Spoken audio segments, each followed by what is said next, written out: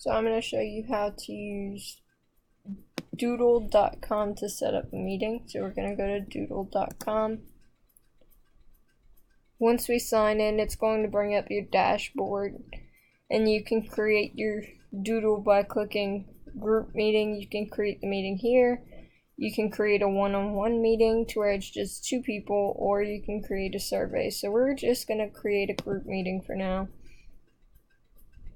You can enter the title. I didn't mean to click on that. Okay. Enter the title, meeting. You can add a location if you want, or you can make it to where it's a conference call, Skype call, to where it's online, Google Hangouts. So we're just going to do TBD. You can also add a note to say what the meeting is about, or anything else that you need to put in the note about the meeting. Once you click next, it's going to show you your options. You can either view it as a week, or you can view it as months. So let's just say I need to have a meeting next Friday. And you can also make it to where you do multiple meetings at one time. So I need to meet with these same people on the 18th, and I need to meet with them on the last day of the month.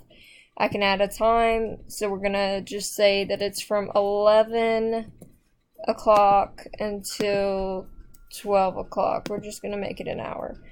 You can change it to where it's different times for each date, but we're just going to leave it at that for now. So once we click continue, it's going to ask for our poll settings. Of course, if you have premium and you pay a bunch of money, you can get special settings. But if you have regular, we can just do yes, no, if need be. They can indicate if the option is not ideal for them. First come, first serve. Participants can only select one option, or a hidden poll. So we're just going to do yes, no, if need be. Then we're going to finish. Once you click finish, you're going to be able to invite your participants by just entering an email address, and then you can edit the message that is sent to them.